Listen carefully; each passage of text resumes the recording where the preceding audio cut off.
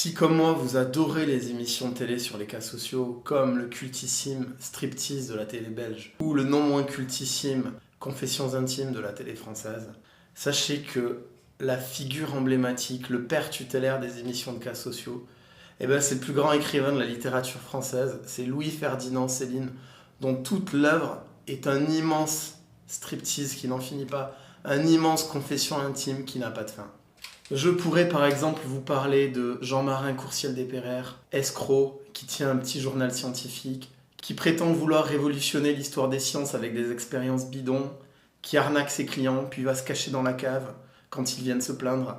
et laisse Ferdinand, le narrateur, gérer l'histoire, qui dilapide le maigre argent qu'il a dans des prostituées et dans des jeux de course, pour le plus grand malheur de sa femme, qui a une moustache et qui est acariâtre. Dans Voyage au bout de la nuit, il y a une personne qui est rescapée de la Première Guerre mondiale, qui devient proxénète en Afrique, qui ensuite va vivre chez une vieille dame en France qui a un peu d'argent, qui va tenter de tuer cette pauvre femme pour récupérer son argent, mais voilà, la bombe lui explose dans les mains, il devient aveugle. Il n'y a que des histoires comme ça. Je pourrais pour vous parler de l'infirmière nécrophile, je pourrais vous parler des vendeurs de babioles. Et on retrouve toujours cette espèce de pouvoir alchimique de Louis-Ferdinand Céline,